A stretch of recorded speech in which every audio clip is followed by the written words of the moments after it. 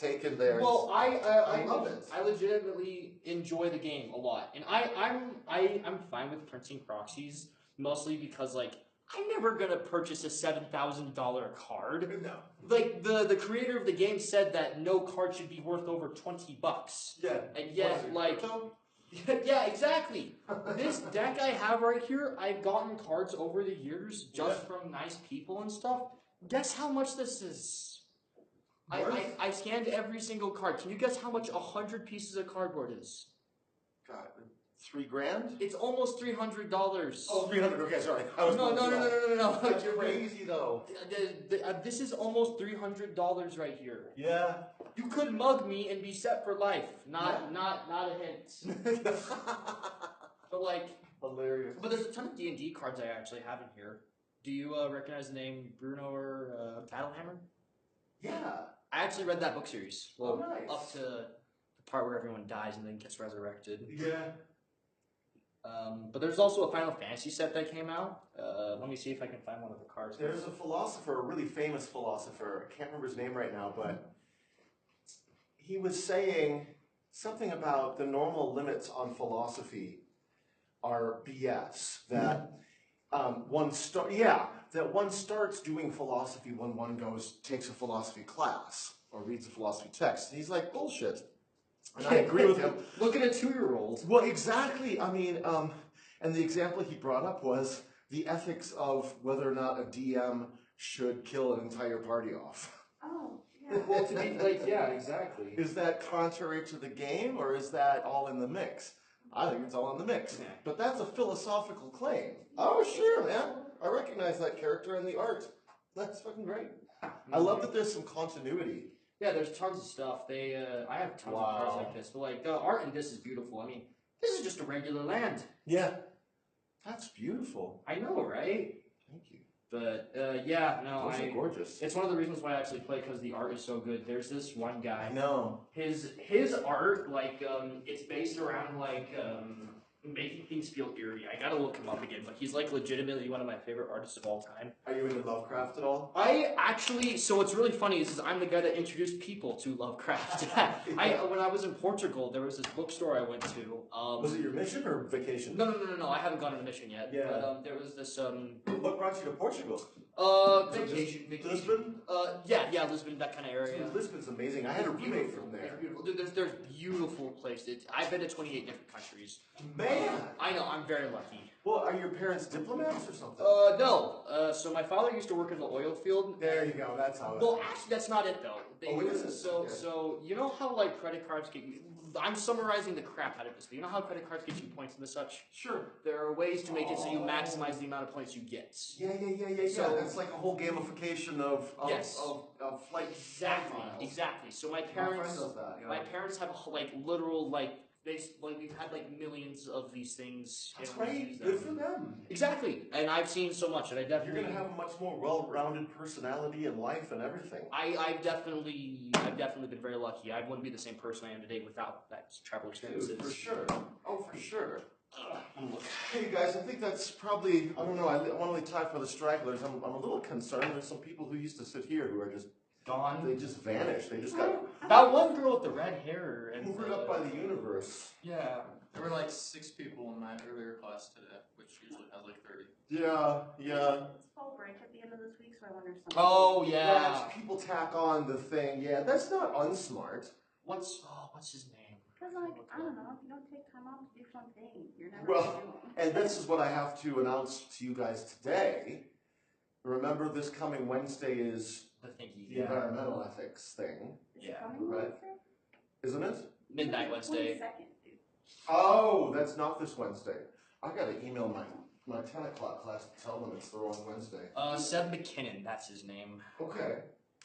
Well, like, I don't know, in your email you said it was the 22nd. 22nd, that's right. Email section 2, we are meeting this Wednesday. Okay, that's a major oversight. I'll show you real quick, just because. Dude, for sure. But this is the kind of art he does. I love it. I've seen that artist before. I love his work. Seb McKinnon is a fantastic artist. Some of my favorite cards ever. Would you email me his name? Seb McKinnon? Yeah. Yeah, please. What's really funny is there's this another artist named Therese Nielsen. She actually some of her I think it's really cool because some of her inspirations are actually drawn from like the book of Yeah, I'm Mormon glad to drawings see and that paintings. D&D's and the whole kind of game thing is more inclusive now, because in the mid-'80s when I started, it was Satanic Panic. just all dudes, just all dudes. Welcome, my friend. I'm glad I waited now to start the class. Okay, yeah. But the thing I was going to say is this coming Monday, a week from today, I just got reminded last night by email that there are two really high-profile scholars in human rights coming and speaking at the U. Oh, So I have to go to that. so no instead. class or So no class. Well, what I'll do is I will put. It'll be Immanuel Kant. We're going to do utilitarianism today. I was gonna say we could also just make it a typing day. Yeah. Well, I mean, I figure I could just put up a video. You guys can watch it whenever you want. Hopefully before next Wednesday. Except it's next Wednesday, then the 22nd. Something Yes. like that. Okay. So then I'll put up a video for Monday. Wednesday we're going to the ethics thing, and so we'll meet this week today and Wednesday, and then not next week, and then the following Monday we'll finish up Immanuel Kant. But I'll spell this all out in an email, so don't worry about remembering it right now. But just so you know, yeah, we will meet this Wednesday, but a week from today, I have to be absent. I'm just gonna put up a video. Okay. So. Last time, we introduced John Stuart Mill's theory, utilitarianism, and we talked about how it operates, that one effectively identifies the possible range of choices in any situation. We then, somehow or other, hopefully not magically, right, but theoretically anyway, assign utility values, even if they're not precise numbers, we assign relative values on a scale, and then choose the one that produces the greatest utility. We're done. As soon as we realize what the greatest utility is, we choose that one and the procedure's over. Okay, so that's a very general way of describing what's going on. I want to show now that this kind of moral theory is unlike that of Plato and Aristotle's, in that Plato and Aristotle's are kind of like murals. And if you change anything in those theories, the whole thing kind of falls apart. If you change the relationship between tangible objects and forms, or tweak them somehow, or reverse them, then you get Aristotle, right? But the whole thing kind of falls apart. But utilitarianism and the theory that's going to come after, which is Kant's theory, K-A-N-T, are systematic. They're systems. That is, when I just listed those three steps, right? We identify the range of choices, we assign utility values is step 2, and then step 3 is we choose the one that maximizes utility, the one that has the greatest number. Those are the steps in what I'm going to call the theoretical machinery of utilitarianism. The theoretical machinery is spelled out in language as a set of protocols. First, identify the choices, assign utility values, choose the greatest value, okay?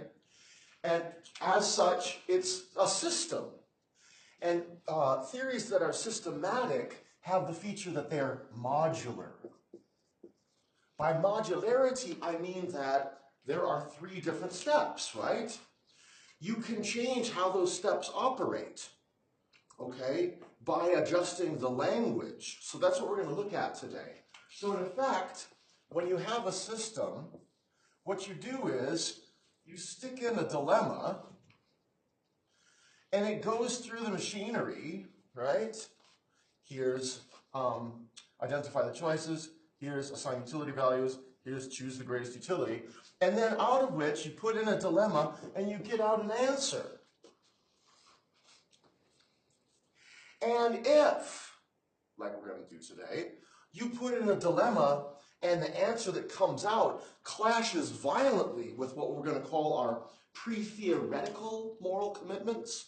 You know, before you even heard the word philosophy or ethics, on the playground in kindergarten, you had an idea of what was right and what was wrong behavior, right? You saw that some things were morally, you didn't use this language, some things are morally right, some things are morally wrong. I had my first lemon or lime Mountain Dew the other day. I was like, I got it by accident. I was like, fuck. But I drank it anyway. It's pretty good. Yeah, I like it. It's not bad. I steal constant amounts of Mountain Dew. Yeah, I only drink sugary drinks when I'm like deathly hungover. But which tells you more about me than you want to know. But anyway, so let's say then that this is the language we're going to use. So utilitarianism says, perform only that act that maximizes utility. Okay, that's the language. We look at the various choices, we assign them utility values, and then we choose the one that has the most. And the way that we're going to say that in languages, and this is the machinery as well, spelled out, perform only that act. You've got one choice to make if you want to be morally right, and that choice is the one that has the greatest utility value attached to it. Boom, do the math, and you're done with the dilemma. And that's the answer you get. Welcome, my friend. That's the answer you get. So, now that we've looked under the hood of utilitarianism, let's take it out on the road. Hey, welcome. I need to start waiting a little bit, because It just makes I class know go a you've little got to bit. come a long way. You guys got to come a long way. So I want you to. We just barely started, but that should work. You guys know how to get to the recordings? Isn't it? Oh yeah. Course Media. Okay, nice. How you been? Good. Good. Fist bump to YouTube. It's just I'm not that long, but anyway, but I didn't want to be exclusionary, right? Now we've looked under the hood. Let's take this sucker out on the road and see how long it is before we wrap ourselves around a telephone pole. It's pretty quick. Watch. So here's the dilemma I propose. An otherwise strapping young lad has a sports injury and has injured his knee, and you know those tendons that cross in there, ouch, when they get screwed up, it's a Exploitated. bad deal, right? Yeah, what is that called again? The Ow. something, yeah, sure. ACL. ACL. There's also like an FCL and a DCL. It's weird. Let's say all of them are fucked up, okay? Okay, his leg's gone. His leg's gone. Right. But no, he has a leg. It's just this one little part. But otherwise, he is at the peak of health, right? Yeah. And the problem is that that kind of surgery, because of where it is incredibly painful. And so the decision is made that in order to fix the ACL or whatever it is, we're going to place the patient under a general anesthetic. They're going to be unconscious. Now, the surgeon who's going to perform this, the surgeon on duty, is named Dr. X. Dr. X, what we know about Dr. X is, he is a thoroughgoing utilitarian. Yes. Oh, I see where this is going. You totally see where this is going. What does it remind you of that we dealt with recently? Well, it reminds me of a situation Volleyball, where maybe? utilitarianism dude is going against a dude that's a pessimist, and they're trying to rob each other. Hilarious. But this is a kind of trolley problem, isn't it? That's where you can see this going. Because Dr. X, welcome, after the anesthetist works her magic and leaves the room, Dr. X is sitting there stroking his chin going, oh boy, oh boy, oh boy, oh boy, oh boy. You know, I got this kid here, and I also got 5 patients down the hall dying from lack of organ transplants. Look at these sweet honeys of organs. In medical ethics, we call that organ harvesting. Which is illegal. Yeah, right? And so, if Dr. X is a thoroughgoing utilitarianism that lives by this rule, what happens? Something terrible happens. Yeah. Yes, it does. Yes, it does. Alrighty. Yes, it does, my friends. And so, we can say about that harvesting of organs, oh, hell no, right? Or ew, or don't, right? What I'm wondering is, can we be a little more articulate about exactly what went wrong there? And that's the first question. Exactly what went wrong? Let's identify that first, okay? I'm going to give you guys 10 minutes to talk among yourselves, because I promised I would do that. And I want you to get to know each other a little better. But the second part of the question is, can we improve on this machinery by changing this language such that it's more resilient to the counterexample of Dr. X? Because again, if we put in a dilemma here, and the answer we get is something that clashes violently with our pre-theoretical moral stance, we have to either trash the theory entirely or modify it by availing ourselves of its modularity and tweaking how it works. That's the more difficult question, obviously, okay? But if you can get to that part, right? And, you might think, just tacking onto the end, perform that act that maximizes utility and doesn't cause harm, right? But it still has to fit, because sometimes we can cause harm and maximize utility. There's the horrible situation, and of course, we're philosophers right now, so we deal in horrible situations for some reason, inevitably. There's the bomber, right? Who has set off a nuclear, or has started the timer on a nuclear device, and you need a code, but the guy who programmed it got shot, he's dead. But you know who else saw him type in the code? His kid. And so the question is, what's your number? What's your number? It's the trolley problem all over again. If torturing the child, which we don't do, we don't torture children, right? What? But suppose that getting that code would save 100 people. What's your number, folks? What if it's 1,000 people? What if it's 100,000 people? What if it's the entirety of life on Earth will be ended if this bomb goes off? Okay. There's a terrible movie starring Samuel L. Jackson called Unthinkable. And you're not going to watch it, so I'm just going to tell you how it ends. They end up not torturing the child, and New York City ends up getting vaporized. That's the end of the movie. Not a good date movie. Not terrible date movie. So, I was watching a video on Instagram, and it's like, okay, Yeah. there's would you kill all the gorillas on the planet to save just one human? I guess, yeah, human life is, unvaluable enough. Beyond value. Now, pardon my language with the next part, but he says, okay, would you suck every gorilla's cock? Sorry, guys. I To can't stop save a human life, and he said, Lord, what website are you on, man? He was Instagram.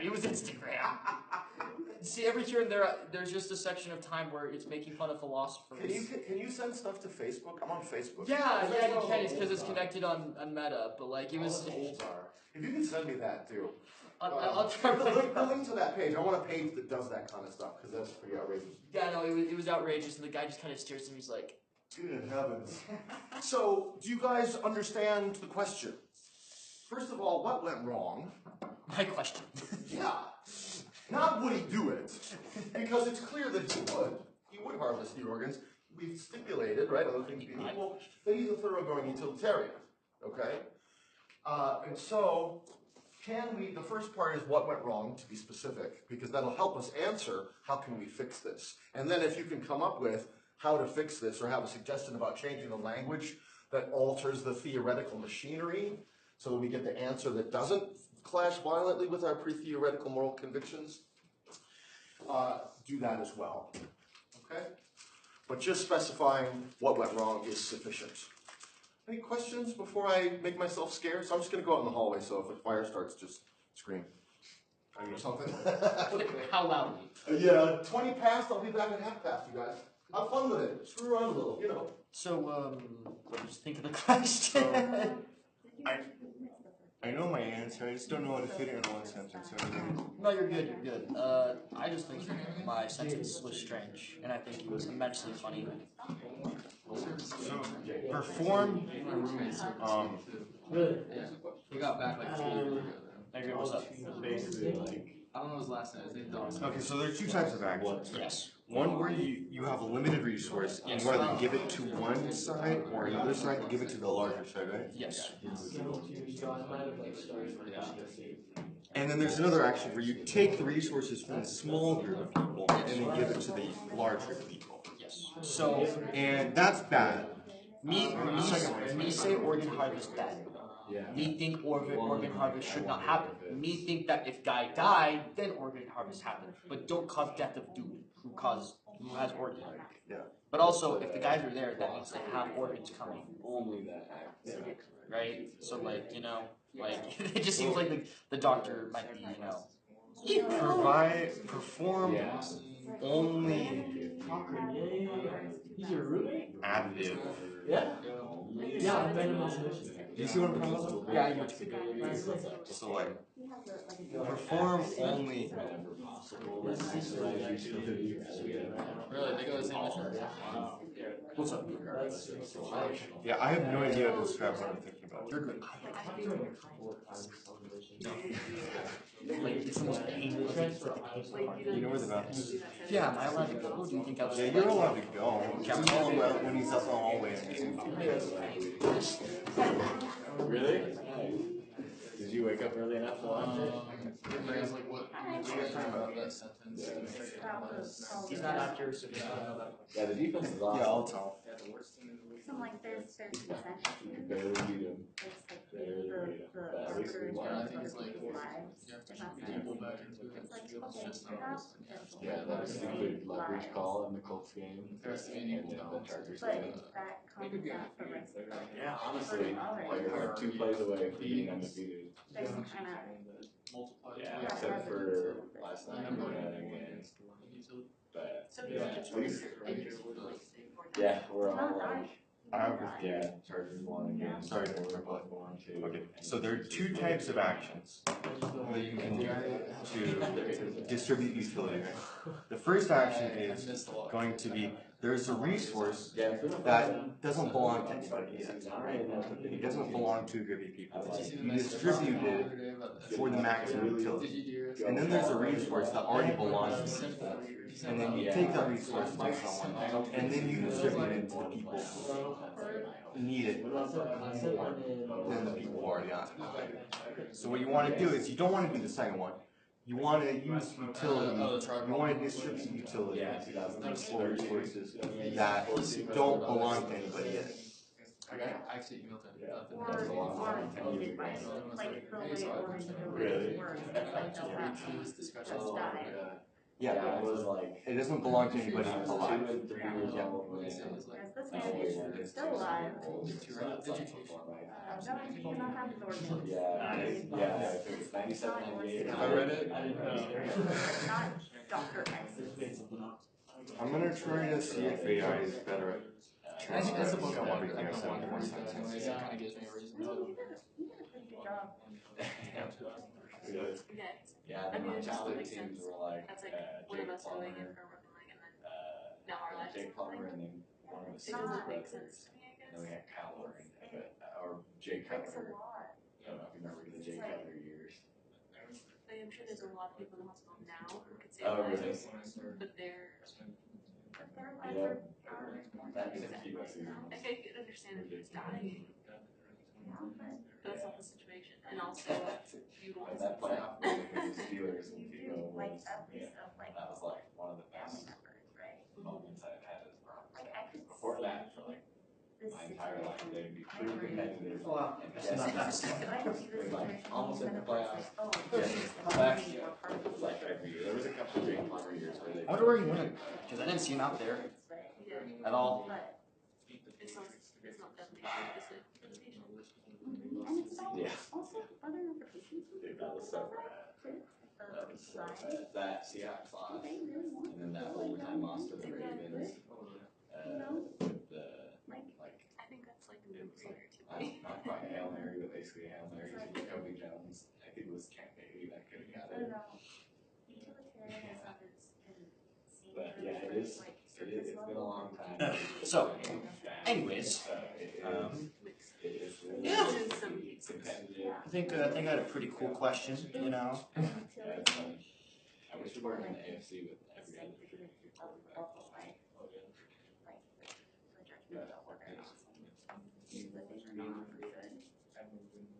Never been on? Yeah, you gotta do it. class. You could go to like, there's like different places that will do Pretty much we public talked about tailgate how parties. kind of So you can this like, is even if you're not local or you don't have anyone like go to tailgate with, you can join these like public tailgate parties you can get tickets to. So you can do like a pre-party, go to the game, and then they take you to an after party. Yeah, it's really cool. There's a bar in Denver that's like related to their radio, local sports radio. And me and my wife. Okay, so this is the sentence that I came up with.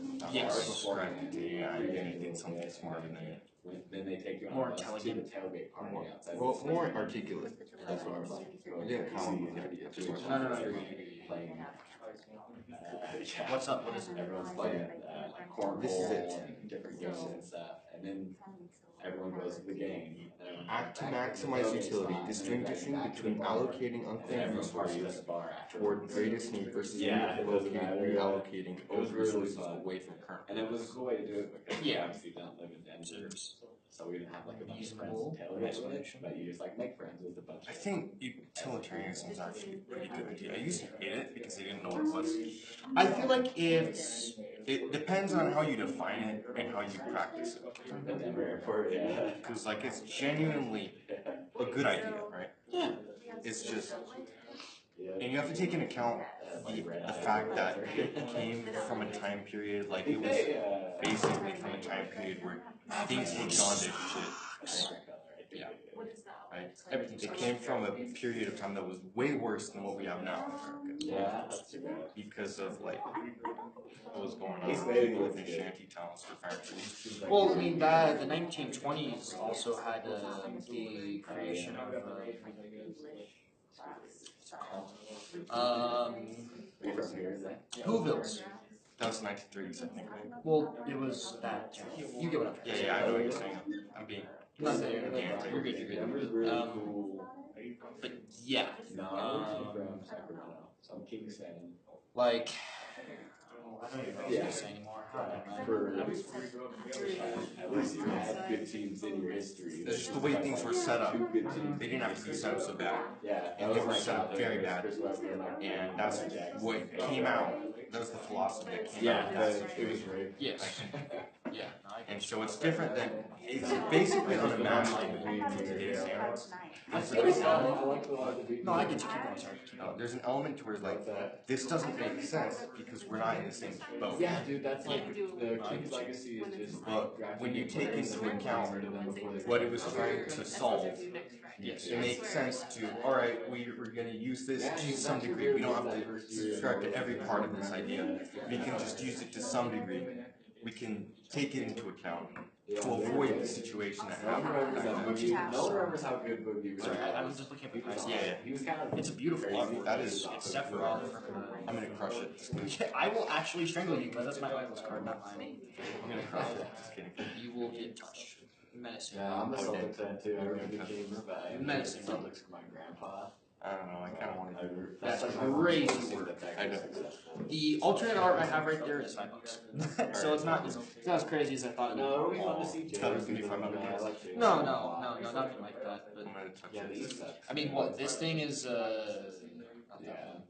Yeah, but they This thing's $40. Dang, that's crazy. Yeah, just because it's Is it they, who did the art? Did they do like based on tons of people, Japanese? so many people do so many different arts. That guy's actually like artist list is actually Japanese. Yeah, yeah. Because it lists the artist on all the cards. Yeah, Look here at the bottom. Look at some anime girls. Yeah, that's close to But that's actually it's actually last name first basis. So like last name then first name. So if you ever see that, it explains a little bit because I didn't know you were in surprised. there are. Cool. It's cool, but also at the same time it's a critique for a little bit. But also, what can you do? Oh, you don't have big control over it. Just let it be anime. Yeah, well, I don't want it. So I like my magic sets. Yeah. You like the European centric arts. Well, I mean, I'm fine with what. Okay, I'm fine with this, but all the anime art feels a bit generic. Like don't get me wrong, this is absolutely gorgeous, but this is kind of a standout when compared to the other arts. Like this, I can appreciate, but the other stuff I can't. you know? Like, because I feel like it's just like generic post. This one, absolutely appreciate it because I feel like there's care coded into it because it's also a reference to a scene where somebody gets stabbed. Yeah.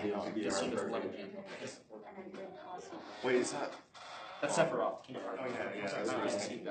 Welcome back. I know. Thanks. I appreciate that. Did you consider my question? I did not. Good. I chuckled about it. I said OMFG to myself. So yeah, so ladies, do you want to kick us off? We were just talking. Maybe you're not ladies. I don't want to presume. Is that word still used? Yeah. Okay. I don't know. I don't want to, inflict any judgment about your behavior. Maybe. I kind of default to folks when I'm talking to my customers. Folks, yeah, folks is good. Unless I'm for sure. But then some people get offended because, like, you say folks. It's too generic. No, I don't care. It's not that deep. I know it's I say my friends is kind of best default. Because if somebody says, well, I'm not your friend, then that's on them. Yeah. This is very good. Good point. Yes. Well, I actually learned it when I lived in San Francisco in the Haight-Ashbury, which is the neighborhood where the '60s started. Basically, on the East Coast, it started in Greenwich Village in New York. But and then of course before that was the Beatniks, but they were in what the hell is it called? Something Beach, the Italian neighborhood in San Francisco. But I was there, and there was this guy who ran the liquor store named Frank, and he was this little guy from the Middle East. I have no idea what country, but he would say, "My friend, you look so ugly today. How are you? I love you." Hurry up, get out, hurry up. I love you. That's all he would say is those things. So yeah, he's probably left us by now, but I try to carry out his tradition. He was a great guy. Anyway, that's more about me than you wanted to know. How was your conversation? Did you nail it? What's the answer? Like, this isn't a chemistry or mathematics class, but how was it discussing it, and what kind of conclusions did you come to, or observations did you make? We just made the observation that it just doesn't make sense if he's going in for an injury that someone would make a decision on his body for that, Okay, so the problem is, what went wrong is, somebody else made a decision. There's no consent. Yeah, consent, right? That's the word. And so, thank you, my friends. Why is consent important? I wonder why it is. I was kind of just thinking out Please. a little bit. Please. But I was like, Dr. X making these actions for utility's sake, right? He's not really considering or taking into account the value of emotional damage this would cause to the 5 patients that are being saved if they find out, or to the family of this man or his sports team or his coach. This has way greater impact than just the lives. But wouldn't you in say this that scenario. a life has more importance than feelings?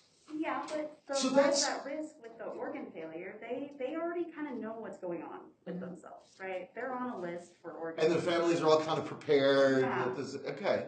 Okay, so what you've raised, and your response is great, because I think that should be, what is the value of a life versus somebody's feelings about a life? That's got to be cashed out in utilitarian terms, right? If you're a utilitarian. And so that's the problem of scope, right? You guys know the butterfly effect, right? Yeah. A butterfly flapping its wings in Japan can cause an earthquake in Peru. I don't know if that's true or not, but you get the concept at least. So the effects of our acts can be, as you're saying, widespread. And so it's not just the lives, it's the impact of the happiness, right? So that's one challenge to utilitarianism, the scope problem. And it's not only a relational scope in the present, guess what? There's also a temporal scope, right? So suppose I go back and kill Hitler at age 5. What I don't know is that at age 6, Hitler, left to his own time frame, actually killed another child who was going to grow up to be way worse. And by killing Hitler, I've just made the history way, way worse, and the Nazis actually won World War II, right? So how do you, right? The scope problem is one that, and they have answers, right? But the scope issue is one way to object. Because on this next essay, which is way in the future, don't worry about it, but on the second essay, right, there's only going to be 3 for the whole semester, it's going to be comparing utilitarianism with another such theory, and then somebody who is anti-systematic, right?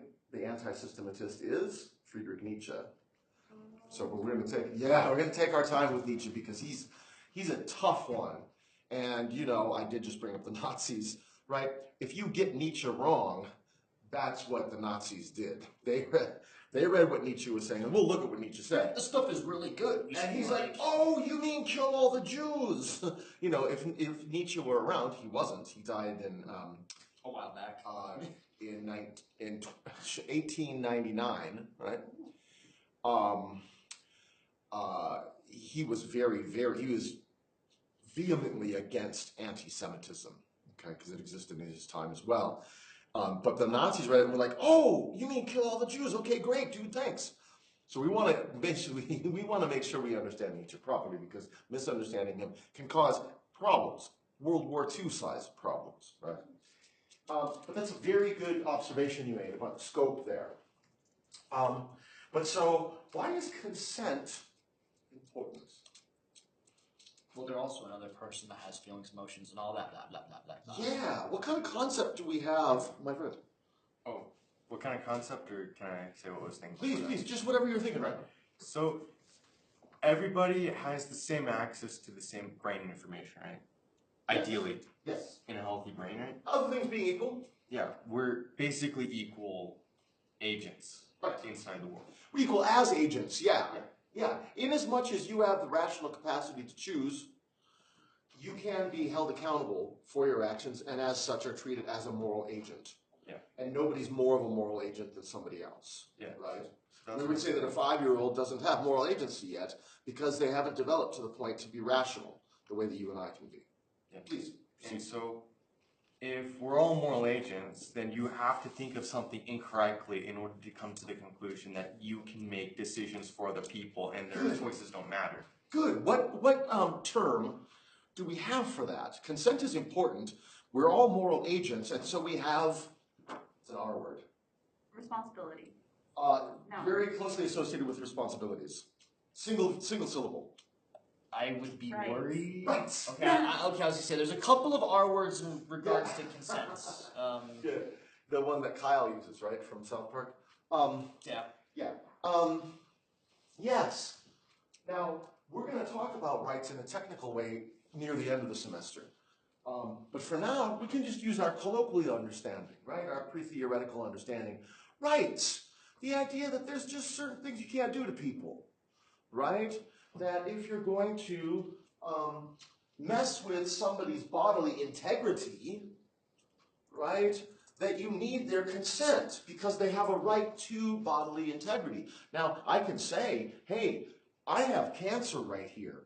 Now, I want you to violate my bodily integrity because you and I are going to act as a team to get this shit out so I don't die, right? But the thing is, in that case, consent is, right, I'm the one asking for it, so I implicitly consent there, right? But so in order to maximize utility, right, that's a problem when we violate rights. So that's what went wrong, in effect, okay, that question that I asked, right? That there's something like things that we can't do to people, and those are cashed out in the language of rights. Rights to X or rights from Y, right?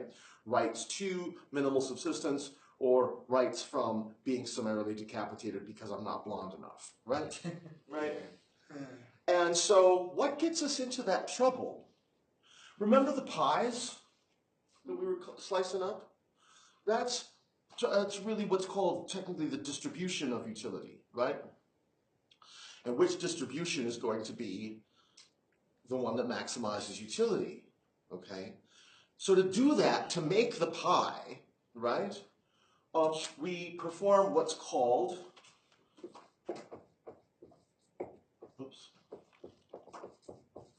aggregation, not aggravation, aggregation. To aggregate is to take everything and put it in one big pile. In this case, utility, or if you will, organs, right? Here is the organ distribution. If we redistribute the organs, we save more lives, okay? And that's wrong, because to do that, you have to violate somebody's rights to their bodily integrity, okay? So, that brings us to this language here. How can we change this language? What's another consideration that was right next to what you were saying? We have to consider, and this is what I thought you were going to say, we have to consider the feelings of the person who wasn't expected to die versus, right? But what other kind of audience is there? Well, there's the other surgeons working with the one surgeon. We could ask about precedence, right? If this becomes a precedent, we're asking what? What if everybody acts like Dr. X? What if everybody acts like Dr. X? What do hospitals become? Battlegrounds. Yeah, hospitals become casinos. Yeah. You don't know what you're going to come out with or not. Maybe your life, maybe not, right? And so as a result, when hospitals become casinos, nobody goes to hospitals anymore. They stay home and do WebMD. Ugh. And maybe a little, appendectomy in the pantry, at home. That's terrible, right? Now, if everybody acted like Dr. X, the result would be people not going to hospitals anymore, which would represent, say we did that statewide or nationwide. In that case, that would be a massive disutility. It would be a massive negative utility. And so how should we change the language here? Maybe like add consistently to it? Okay, consistently, perhaps. We could use the concept of setting a precedent. What's another rule? I just gave it away. What's another word for precedent? Rule. Thank you. I blew it there. Yeah, a little too much coffee. I get ahead of myself. You guys do that? Do you guys say like, you have the next sentence in mind, Like it's there, and you start talking it too soon? Okay, good. I had a professor who did that too, and we were both so relieved that the other did it, because we thought we were alone. But let me ask you this. This is the problem, right? We're aggregating, putting all the organs in one big pile, or pie. No, don't think of the pie full of organs. That's gross. It's too late. There's already meat pies. Yeah, there are. Wigan apparently has really good ones in England. Yeah. Wigan Pier.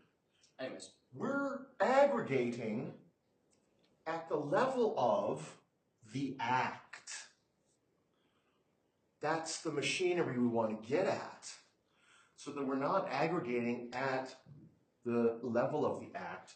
And if that's the case, if we're aggregating at the act level, let's modify this and say this isn't just utilitarianism. This is the simplest form of utilitarianism, known as act utilitarianism. Suppose we change the wording. I don't want to torture everybody with this too much, and we're 6 minutes out. So I want to just jump into this. Suppose we change the language. Now notice how this language still assigns utility values, identifies the range of choices, assigns utility values, and then chooses one.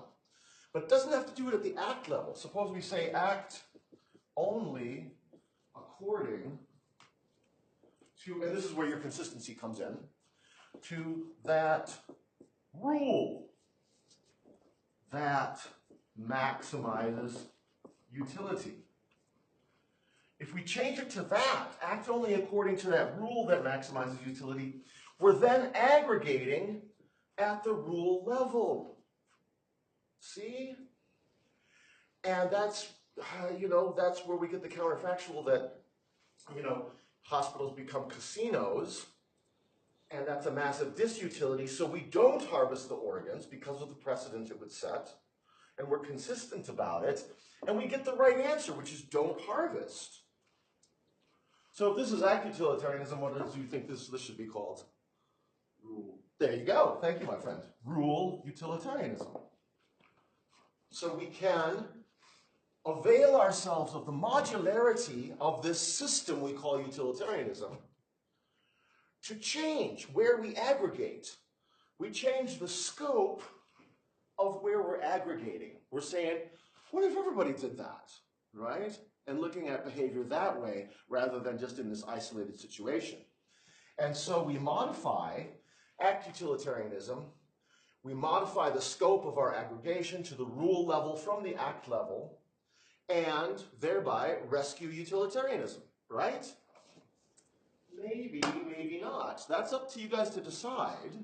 It's going to be, you know, your paper is going to be which of these three approaches to ethics do you prefer and why. So in there, you're going to have to either show how utilitarianism is the right one or criticize it and say why you're choosing another one, right? Because at this point, you have a choice. If you believe that rule utilitarianism, the move from act to rule utilitarianism, sufficiently Does stuff. yeah, sufficiently, what's the word? It begins with I, not immunizes. I'm spacing. Indoctrinates. No, indemnifies. Indemnifies, protects. You know, protects it against Dr. X counterexamples, then you stick with rule utilitarianism. But if you think it doesn't work, and I'll show you a reason why not to in a second, then you can ditch utilitarianism altogether and go Kantian is one way to go, okay? Or Nietzschean. See, that's going to be the shape of the next essay.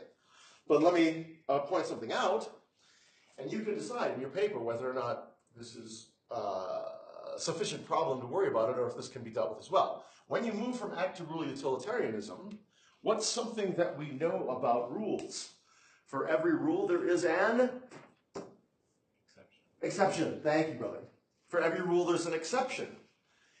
What is that saying?